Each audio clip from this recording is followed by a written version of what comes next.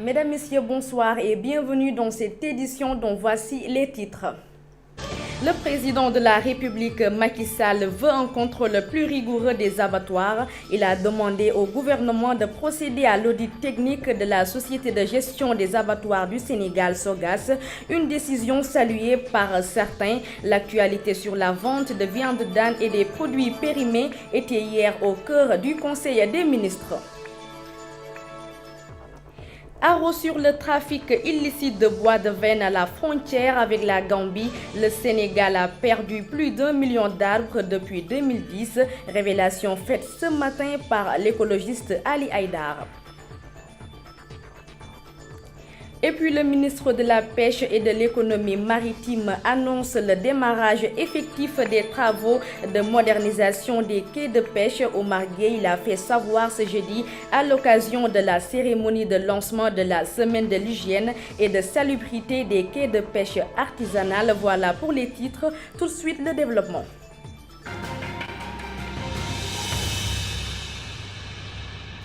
Bienvenue à toutes et à tous. À cause du trafic illicite de bois de veine à la frontière avec la Gambie, le Sénégal a perdu plus d'1 million d'arbres depuis 2010, tandis que les exploitants du moins basés en Gambie ont empoché plus de 140 milliards de francs CFA en exportant ce bois vers la Chine. C'est ce que révèle l'enquête menée par l'ancien ministre de l'Environnement Ali Haïdar. Selon l'écologiste qui faisait face à la presse ce matin, la Casamance est menacée avec ce trafic illicite.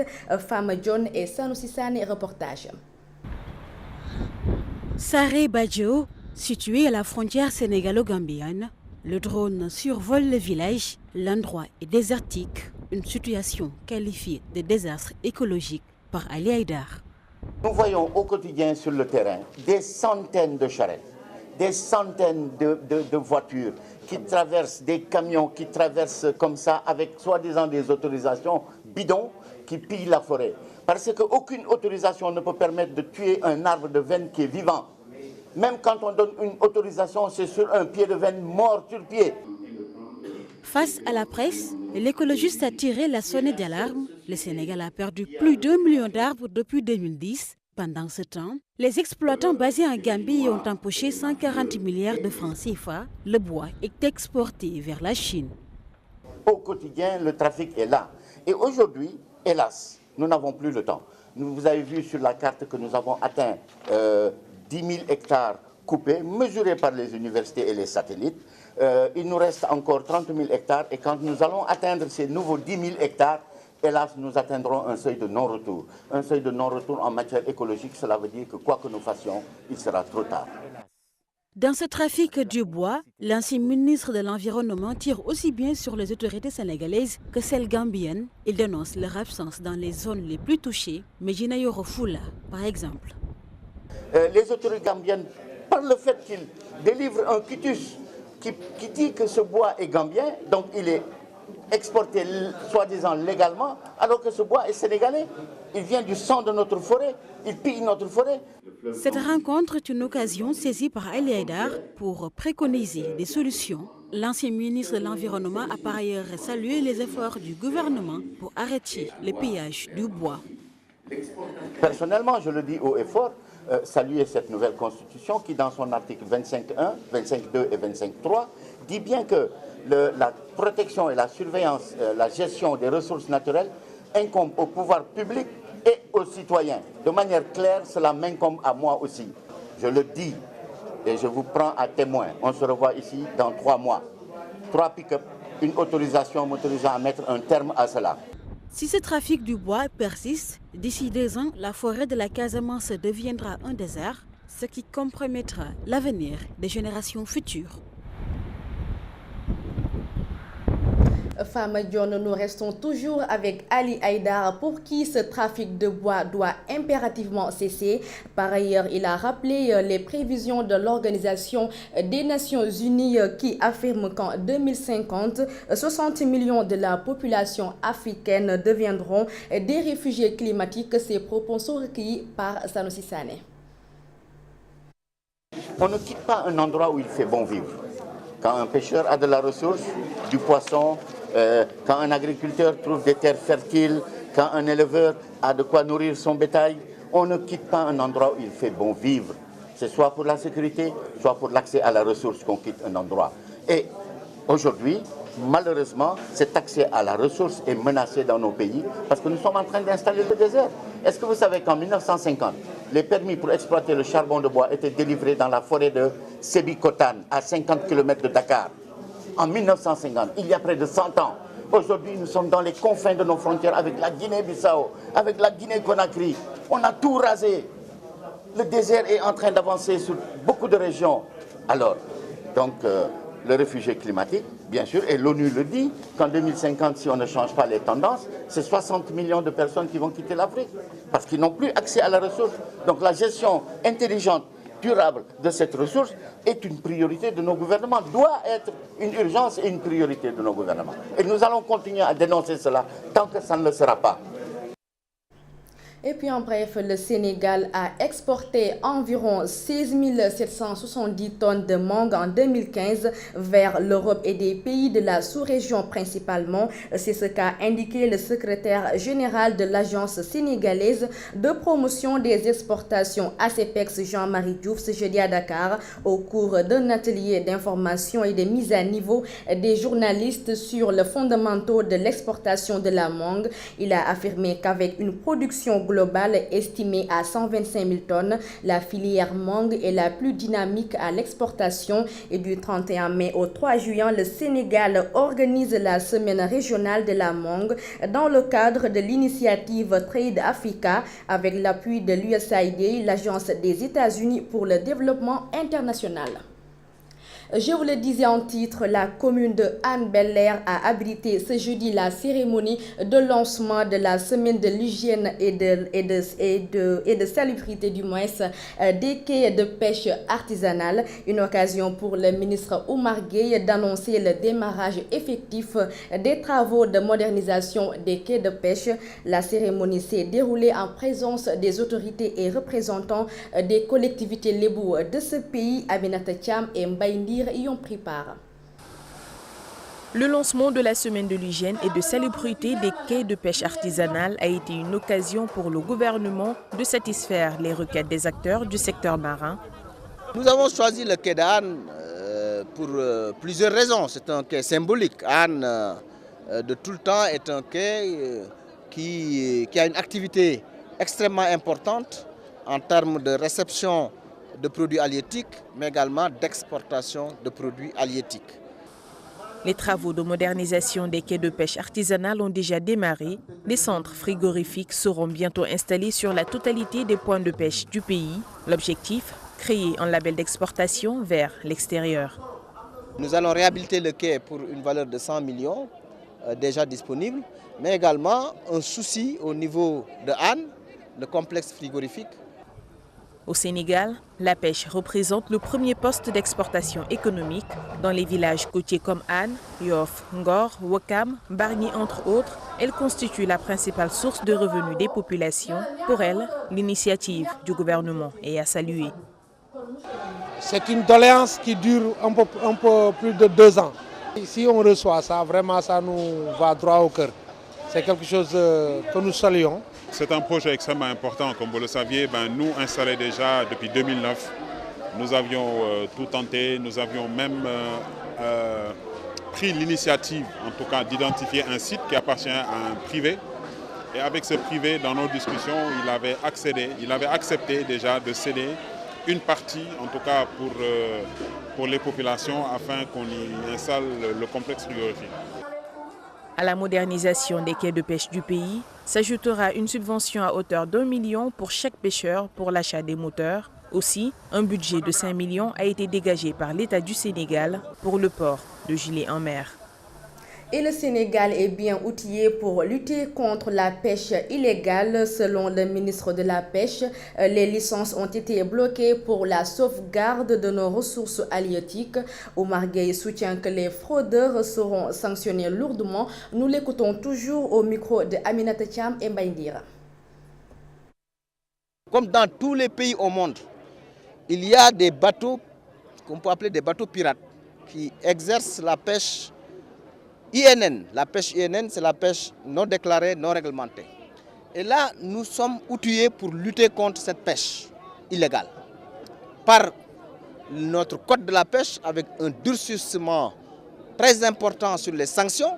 Je vous ai dit qu'avant, lorsqu'un bateau était pris, payé à peu près 250 millions, mais maintenant c'est entre 500 millions et 1 milliard. Nous avons durci donc cette répression avec une meilleure présence en mer, avec nos patrouilleurs, avec notre marine nationale, mais tout cela pour lutter contre cette pêche illégale. Ce n'est pas du fait du gouvernement, non, mais du fait de délinquants qui pillent nos ressources à travers la mer. Chaque fois que nous avons l'occasion d'en prendre eh bien les sanctions tombent. Donc sur ce point-là, voilà ce que nous pouvons dire. Nous protégeons la pêche artisanale. Nous demandons également à ce que les pêcheurs artisans puissent respecter le contenu du code de la pêche, notamment en ne pêchant pas les juvéniles. Les juvéniles, c'est les petits poissons. Prenant part à cette cérémonie, la cellule de lutte contre la malnutrition a apporté sa contribution en sensibilisant les populations sur les pratiques d'hygiène de nutrition. Elle en a aussi profité pour offrir des équipements aux pêcheurs. Son coordonnateur Abdoulaye Ka est au micro de Mbaïndir. Nous avons d'abord contribué en matériel de nettoiement, mais ensuite nous avons contribué aussi pour l'élaboration de messages aussi en vue d'un changement de comportement des acteurs du secteur par rapport à l'hygiène. Justement, le ministre en a effectivement parlé parce que le poisson est source de protéines pour l'être humain, mais surtout aussi source de micronutriments. Vous savez, les produits marins contiennent de l'iode. Et l'iode est un micronutriment essentiel pour l'être humain, ne serait-ce que pour le développement cérébral des enfants entre 0 et 2 ans. L'iode est un micronutriment qui est fondamental pour pour optimiser le développement cérébral d'un être humain. Donc le Sénégal a cette chance d'avoir ce produit naturel. Et que justement il nous faut aussi développer une politique qui va assurer la disponibilité de ce produit, des produits marins auprès des populations. Et puis les travaux de la restructuration de la commune de Hann et l'aménagement de sa baie sont en cours. Selon le maire de la commune, les sites de recasement sont déjà disponibles pour accueillir les familles déplacées. Un grand pas pour la modernisation de l'un des plus anciens quartiers lébou de la capitale sénégalaise. Écoutons Babacar Mbeng. Aujourd'hui, on est en train de mettre en place vraiment le programme. Il faut dire qu'on est maintenant arrivé à la phase active du projet. Ce n'est plus en fait un projet où on est à l'état de maquette ou d'étude. Aujourd'hui, on est rentré dans la phase active, d'autant plus que le site de recasement, lorsque vous y allez, vous verrez qu'il y a un terrassement qui est en train de se faire et qu'il y a à peu près 60 sites concessions maisons qui seront relocalisés sur le site. Et nous avons engagé les discussions avec les populations afin que les emprises soient libérées. Donc vraiment, c'est pour vous dire que de ce point de vue, nous faisons un travail extrêmement important et que le projet est en train d'avancer, de se développer et que voilà, je crois que le projet phare aujourd'hui de la commune, c'est ça. Il est tout à fait compréhensible qu'un quartier comme Hann, quartier centenaire, se retrouve à une situation aujourd'hui où il y a de l'aménagement qui est en cours. Il y a un site de recasement aujourd'hui qui se trouverait entre Montagne 5 et Montagne 6 et c'est un terrain qui a été exproprié d'un privé. Parlons à présent de la circulation de viande d'âne de riz impropre à la consommation. Entre autres, l'État du Sénégal demande un audit technique de la Société de gestion des abattoirs du Sénégal, SOGAS, pour la lutte contre les ventes illicites d'aliments périmés. Le président de la République, Macky Sall, l'a fait savoir hier en réunion du Conseil des ministres, une initiative saluée par les défenseurs des droits des consommateurs, de même que le président de la SOGAS. Plus de détails avec Amadou Sabarba. Il s'agit de moderniser. Finalement, le président de la République réagit par rapport aux dernières saisies de la viande d'âne et de riz impropres à la consommation. En Conseil des ministres ce mercredi, Macky Sall exhorte le gouvernement de Boun Abdallah Dionne la mise sur pied d'une cellule de suivi. C'est pour un audit technique de la Société de gestion des abattoirs du Sénégal. Une décision saluée par le directeur général de la SOGAS, mais selon Talla Cissé, une commission de contrôle ne suffit pas. La répression n'est pas suffisante. Il faut en plus de la répression une politique d'IEC, d'information, d'éducation et de communication très large sur une longue période en direction de tous les consommateurs pour qu'enfin les Sénégalais puissent avoir plus de discernement dans le choix de leur alimentation. L'Association pour la défense de l'intérêt des consommateurs propose un code de la consommation. Pour Djibril Ndiaye, le code des obligations civiles et commerciales est obsolète. Il faudrait qu'on ait un code de la consommation. Le code des obligations civiles et commerciales ne nous donne pas exactement les garanties pour pouvoir défendre les consommateurs. Maintenant, ce qu'il faut, c'est effectivement un cadre de concertation, mais aussi dans ce cadre, on va essayer de parler ensemble ce qu'on appelle le code de la consommation pour le bien commun des Sénégalais. La viande d'âne et le riz impropres à la consommation, le chef de l'État a invité les services concernés à mener une lutte coercitive contre ces ventes illicites de ces aliments périmés et un dispositif d'alerte précoce sera mis sur pied. Amadou Sabarba, le Sénégal vers une rencontre nationale sur le financement de l'économie. Selon un communiqué publié suite au Conseil des ministres tenu ce mercredi, le président de la République Macky Sall a invité le Premier ministre Mahammed Boun Abdallah Dionne à préparer l'organisation de cette rencontre qui se tiendra en juillet 2016. Le chef de l'État a demandé au Premier ministre de veiller à la finalisation du processus d'adoption du projet de loi de développement des PME et de modernisation de l'économie. Le communiqué a aussi indiqué la volonté du chef de l'État de tenir une réunion d'évaluation de l'impact économique et social des dispositifs publics et privés d'encadrement et de financement des PME-PMI tels que le Fonds 6, le Fonds GIB, la BNDE et la Caisse des dépôts et consignations. L'actualité internationale nous mène en Libye où une embarcation en partance pour l'Italie a chaviré au large des côtes libyennes. Une Camerounaise a miraculeusement accouché d'un petit garçon sur le navire qui l'a sauvé. Pendant ce temps, les manifestations ont repris en France avec une journée d'action syndicale contre la loi travail en France. Le point avec Fatou Cissé.